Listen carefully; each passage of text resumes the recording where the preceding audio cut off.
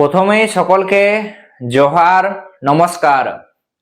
আর মাত্র কটা দিনের অপেক্ষা, তারপরেই আমাদের বাংলায় বিধানসভা নির্বাচন। আর তাই এই বিধানসভা নির্বাচনকে পাখির চোখ করে, এই বিধানসভা নির্বাচনকে লক্ষ্য করে, সেটা জাতীয় স্তর হোক বা আঞ্চলিক স্তর, প্রায় বলা যেতে পারে সকল স্তরের রাজনৈতিক দলগুলি কিন্তু কোমর বেঁধে ভোটের ময়দানে নেমে পড়েছে। সকলের লক্ষ্য কিন্তু একটাই, 2026-এর পশ্চিমবঙ্গের বিধানসভা নির্বাচন।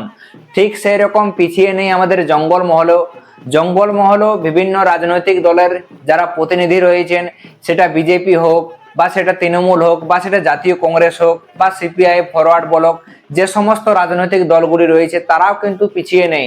তারাও জোর কদমে তাদের নির্বাচনী প্রচার প্রসারে নেমে পড়েছে। তবে সবচেয়ে বড় বিষয় এবার আমাদের এই জঙ্গলমহলের রাজনীতিতে, সেটা কি না, এইবার 2026-এর বিধানসভা নির্বাচনে জঙ্গলমহলের যে জয়পুর বিধানসভা সিটটি রয়েছে, আমাদের পুরুলিয়া জেলাতে মোট 9টি বিধানসভা সিট, তার মধ্যে জয়পুর হলো অন্যতম। আর এই জয়পুর বিধানসভা সিটটি বর্তমানে সবচেয়ে বেশি চর্চায় রয়েছে বা বলা যেতে পারে আলোচনার মূল কেন্দ্রবিন্দুতে রয়েছে।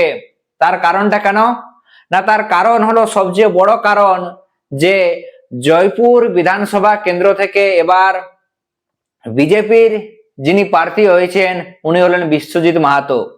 উনি কে না, আদিবাসী কুর্মী সমাজের মুখ্য উপদেষ্টা, মূল মান্তা মাননীয় অজিত প্রসাদ মাহাতোর একমাত্র ছেলে, একমাত্র সন্তান বিশ্বজিৎ মাহাতো, যিনি জয়পুর বিধানসভা কেন্দ্র থেকে বিজেপির প্রার্থী হয়েছেন। আর এই যে প্রার্থী তালিকা ঘোষণা হওয়ার পর থেকে কিন্তু এই জয়পুর বিধানসভা কেন্দ্র নিয়ে যে আলোচনা, সেই আলোচনার শেষ নেই। সেটা আমরা বেশ কয়েকদিন আগে যদি লক্ষ্য করি, তৃণমূলের যারা বড় বড় নেতা রয়েছেন তারা পুরুলিয়াতে আসেন, তারাও সভা মঞ্চ থেকে কিন্তু সেই সিট নিয়ে চর্চা করেন। এক কথায় বলাই যেতে পারে, অজিত মাহাতোর ছেলে বিশ্বজিৎ মাহাতো প্রার্থী হওয়ার পরেই এই জয়পুর বিধানসভা সিটটি শুধুমাত্র পুরুলিয়ায় নয়, সারা রাজ্যে একটা বড় যে আলোড়ন, সেই আলোড়ন ফেলে দিয়েছে। তবে সকলের মনেই একটা প্রশ্ন রয়েছে, সেই প্রশ্নেরই আজকের ভিডিওতে সেই প্রশ্নের উত্তর জানার চেষ্টা করব। কি প্রশ্নটা না, জয়পুর বিধানসভা কেন্দ্র থেকে বিশ্বজিৎ মাহাতো, অজিত মাহাতোর পুত্র বিশ্বজিৎ মাহাতো কি জয়লাভ করতে পারবে, জিততে পারবে? এই নিয়ে একটি বড় প্রশ্ন কিন্তু সাধারণ মানুষের মধ্যে, বিশেষ করে কুর্মী সমাজ, কুর্মী সম্প্রদায়ের মানুষের মধ্যে ঘোরাঘুরি করছে। তো চলো প্রথমেই সেই বিষয়গুলি পয়েন্টের পর পয়েন্ট আলোচনা করা হবে। তার আগে একবার আমরা যদি পিছনের দিকে যাই, পেছনের দিকে মানে এই যে তালিকা, বিশ্বজিৎ মাহাতো যে জয়পুর বিধানসভা কেন্দ্র থেকে প্রার্থী হয়, ঠিক তার আগের ঘটনার দিকে যদি আমরা লক্ষ্য করি, তো আমরা একটা বড় বিষয় দেখতে পেয়েছি। সেই বিষয়টা কি না, বিভিন্ন সংবাদপত্রের মাধ্যমে যেটা প্রকাশিত হয়েছিল, বেশ কয়েকজন কুর্মী সমাজের বড় বড় নেতা রয়েছেন, যারা ভারতীয় জনতা পার্টির যে সমস্ত উচ্চ নেতৃত্ব রয়েছেন তাদের সাথে তারা কন্টিনিউ যে যোগাযোগ, সেই যোগাযোগ তারা রাখছেন। এবং সেই মতো দেখা যায় যে একদিন খবরের কাগজে প্রকাশিত হয় যে এবার পশ্চিমবঙ্গের জঙ্গলমহল এলাকাতে কুর্মী সমাজের একজন বড় নেতা, যিনি ভারতীয় জনতা পার্টিতে যোগদান করতে চলেছেন। কোথায় না, পশ্চিম মেদিনীপুরের গড়বেতাতে বিজেপির যে পরিবর্তন যাত্রা রয়েছে, সেই বিজেপির পরিবর্তন যাত্রাতে একজন বড় কুর্মী নেতা যোগদান করবে ভারতীয় জনতা পার্টিতে। স্বাভাবিক ব্যাপার, এই যে প্রশ্ন সংবাদপত্রে ওঠার পরেই কুর্মী সমাজের মানুষের মধ্যে, জঙ্গল মহলের মানুষের মধ্যে একটা যে বড় কৌতূহল তৈরি হয়, তাহলে কে ওই কুর্মী নেতা যে সরাসরি ভারতীয় জনতা পার্টিতে যোগদান করতে চলেছে। এবং দেখা যায় শেষ পর্যন্ত মানুষের কৌতূহলের সমাধান হয়।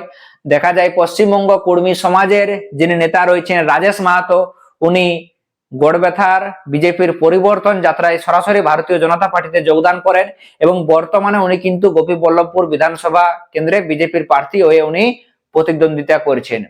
এবং রাজেশ বাবুর যোগদানের পরেই আরো একটা বিষয় চর্চায় আসে, সেটা পশ্চিম মেদিনীপুর বা ঝাড়গ্রামের মতো আরো বেশ কয়েকজন বড় বড় কর্মী সমাজের লিডার বা নেতা রয়েছেন, যারা পুরুলিয়ার বেশ কয়েকজন কর্মী নেতা যারা বিজেপিতে যোগদান করতে চলেছে, এবং সেই সমস্ত নেতাদেরকে জয়পুর এবং বাগমুন্ডি থেকে বিজেপির প্রার্থী করা হতে পারে।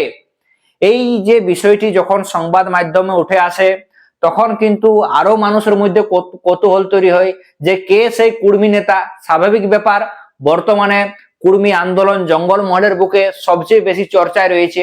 স্বাভাবিক ব্যাপার, মানুষের মনে কৌতূহল তৈরি হবেই যে কে সেই কর্মী নেতা যে বিজেপিতে যোগদান করতে চলেছে এবং তাকে আবার প্রার্থী করা হবে বিধানসভা নির্বাচনে।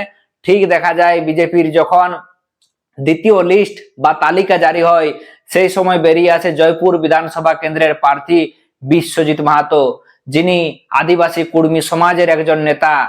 আমরা দেখেছি বিভিন্ন কর্মী সমাজের যে আন্দোলন, সেই আন্দোলনে উনি সক্রিয় ভূমিকা পালন করেছেন, এবং আদিবাসী কর্মী সমাজের যে যুব সম্পাদক পদ রয়েছে পুরুলিয়া জেলার, সেই যুব সম্পাদক পদের দায়িত্ব কিন্তু দীর্ঘদিন ছিলেন উনি। উনি একবার জেলও গিয়েছেন। এছাড়াও আন্দোলন করতে গিয়ে কিন্তু ওনাকে বহু প্রকার কেসও খেতে হয়েছে। তো বিশ্বজিৎ মাহাতো এই জয়পুর বিধানসভা কেন্দ্র থেকে কি জিততে পারবে? তো কি কি এমন সম্ভাবনা রয়েছে, ওনার জেতার পক্ষে কি কি এমন প্লাস পয়েন্ট রয়েছে, প্রথমে সেই বিষয়গুলি নিয়ে চর্চা করি। তো প্রথম একটা সবচেয়ে বড় পয়েন্ট, উনি কুর্মী নেতার ছেলে। স্বাভাবিক ব্যাপার বন্ধুগণ, অজিত প্রসাদ মাহাতো, ওনার যে নাম, সেই নাম কিন্তু জঙ্গলমহল তথা বাংলার বুকে ওনাকে অনেকেই চেনে। এক কথায় বলা যেতে পারে জঙ্গলমহলের সবচেয়ে বড় একজন পরিচিত মুখ, আদিবাসী কর্মী সমাজের মুখ্য উপদেষ্টা অজিত প্রসাদ মাহাতো। আর ওনার পুত্র তো সরাসরি বলা যেতে পারে, যার প্রভাব, যেহেতু ওনার পুত্র সরাসরি ভোটের ময়দানে নেমেছেন, তো তার প্রভাব কিন্তু সরাসরি ভোট ব্যাংকে আমরা কম বেশি দেখতে পাবো। দ্বিতীয় নম্বরে সবচেয়ে বড় একটা প্লাস পয়েন্ট রয়েছে, বিশ্বজিৎ মাহাতো দীর্ঘদিন ধরে কর্মী আন্দোলনের সাথে যুক্ত রয়েছেন। প্রথমেই বলে রাখি, জয়পুর বিধানসভা হলো একটি কর্মী বহুল বিধানসভা। এখানে বলা যেতে পারে প্রায় 30 থেকে 35% আমাদের যে জয়পুর বিধানসভা কেন্দ্র রয়েছে, সেখানে 30 থেকে 35% প্রায় কর্মী ভোটার রয়েছে। যেহেতু 30 থেকে 35% কর্মী ভোটার রয়েছে এবং বিশ্বজিৎ মাহাতো অনেকজন কর্মী নেতা, তাই বলা যেতে পারে কর্মী সমাজের মানুষের কাছে অনেকজন পরিচিত মুখ। তো স্বাভাবিক অবস্থায় কর্মী ভোটের একটা বড় অংশ কিন্তু সরাসরি বিশ্বজিৎ মাহাতোর দিকে যেতে পারে।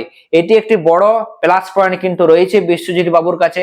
এছাড়াও তৃতীয় নম্বরে সবচেয়ে বড় বিষয় বা বড় পয়েন্ট যেটা রয়েছে, তা হলো এই যে জয়পুর বিধানসভা কেন্দ্রটি, এই জয়পুর বিধানসভা কেন্দ্রটি 2021-এর বিধানসভা নির্বাচনে এটি বিজেপির দখলে গিয়েছিল, এবং এখান থেকে যিনি এমএলএ হয়েছিলেন নরহরি মাহাতো।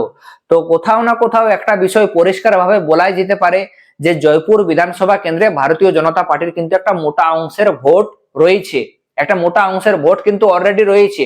আর অপরদিকে বিশ্বজিৎ মাহাতোর যোগদান, তাহলে স্বাভাবিক ব্যাপার কর্মীদের ভোটের একটা বড় অংশ যদি বিজেপির দিকে যায়, এবং বিজেপির যে নিজস্ব ভোট রয়েছে, সেই দুটি ভোট যদি এক জায়গায় একত্রিত হয় বা মিলিত হয়, হয়তো পুরো কর্মী ভোটটা একদিকে যাবে না, তবে বলা যেতে পারে কর্মী ভোটের একটা মোটা অংশ হয়তো বিশ্বজিৎ মাহাতোর দিকে যেতে পারে।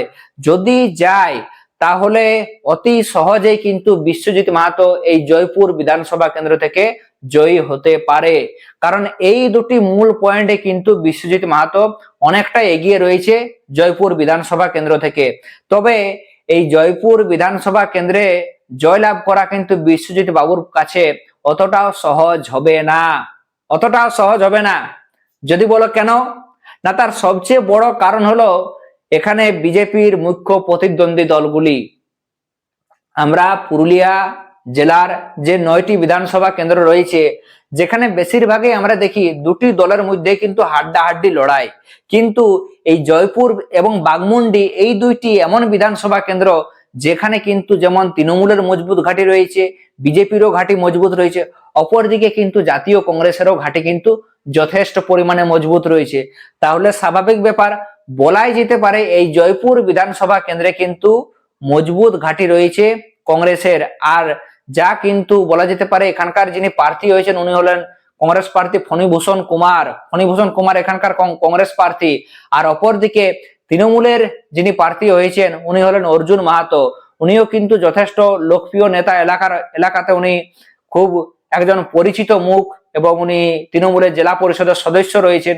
তো স্বাভাবিক ব্যাপার, ওনার জাতি যেমন কর্মী, অপরদিকে উনি তৃণমূল কংগ্রেসের একজন বড় নেতা, বর্তমানে জেলা পরিষদের সদস্য, তাহলে স্বাভাবিক ব্যাপার যে একটা বড় ভোট কিন্তু ওনার দিকেও যাওয়ার সম্ভাবনা রয়েছে। আর অপরদিকে কংগ্রেসের প্রার্থী ফণীভূষণ কুমার। তো এই তিনটা যে রাজনৈতিক দল, তো সেই তিনটা দলের মধ্যে কিন্তু হাড্ডাহাড্ডি লড়াই আমরা দেখতে পাবো। এছাড়াও সবচেয়ে বড় ব্যাপার, আরো একটি নতুন রাজনৈতিক দলের এন্ট্রি ঘটেছে এই জয়পুর বিধানসভা কেন্দ্রে, যার কারণে এই জয়পুর বিধানসভা কেন্দ্র পুরুলিয়া জেলার একটি বড় হট সিটে পরিণত হয়েছে। সেই রাজনৈতিক দলটির নাম কি? সকলে হয়তো তোমরা জানো, J L K M, Jharkhand Loktantrik Krantikari Morcha. তো হয়তো অনেকেই বলতেই পারে যে এটি নতুন রাজনৈতিক দল, তো জয়পুর বিধানসভা কেন্দ্রে তাদের সেরকম সংগঠন নেই, তো কি প্রভাব ফেলবে এই রাজনৈতিক দল? তো বলে রাখি বন্ধুগণ, এই ঝাড়খণ্ড লোকতান্ত্রিক ক্রান্তিকারী মোর্চা থেকে যিনি জয়পুরের প্রার্থী হয়েছেন, উনি প্রাক্তন তৃণমূল নেতা। এছাড়াও 2021-এ উনি জয়পুর বিধানসভা কেন্দ্র থেকে নির্দল প্রার্থী হয়েছিলেন, দিব্যজ্যোতি সিং দেব। আর ওনার লোকপ্রিয়তা কিন্তু এলাকাতে যথেষ্ট রয়েছে। জয়পুর বাজার সংলগ্ন এলাকা থেকে জয়পুরের পার্শ্ববর্তী কিন্তু বহু গ্রামে ওনার লোকপ্রিয়তা রয়েছে এবং উনি দীর্ঘদিনের সমাজসেবী। তো কোথাও না কোথাও এই জয়পুর বিধানসভা কেন্দ্রে একটা চতুর্মুখী যে লড়াই, সেই লড়াই আমরা দেখতে পাবো। আর তার কারণেই কিন্তু বলা যেতে পারে বিশ্বজিৎ মাহাতোর জয়ের পেছনে এই যে চতুর্মুখী লড়াই, এটা একটা বড় বাধা সৃষ্টি বা বাধা তৈরি করতে পারে। এছাড়াও আরো এমন ছোট বড় বহু কারণ রয়েছে। তো অবশ্যই সেই কারণগুলি তোমরা নিচে কমেন্ট বক্সে কমেন্ট করে অবশ্যই জানাবে। তো তোমাদের কি মনে হয় বন্ধুগণ, এই জয়পুর বিধানসভা কেন্দ্র থেকে বিশ্বজিৎ মাহাতো কি পারবে জয়লাভ করতে?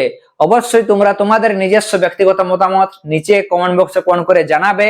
এবং আজকের আলোচনার বিষয়টি যদি তোমাদের ভালো লেগে থাকে তাহলে অবশ্যই কিন্তু বন্ধুদের মধ্যে শেয়ার করো, লাইক করো, এবং যারা আমার চ্যানেলে এখনো পর্যন্ত নতুন তারা অবশ্যই চ্যানেলটিকে সাবস্ক্রাইব করে পাশে থাকুন। চলো, সকলকে ধন্যবাদ, জোহার জানাই।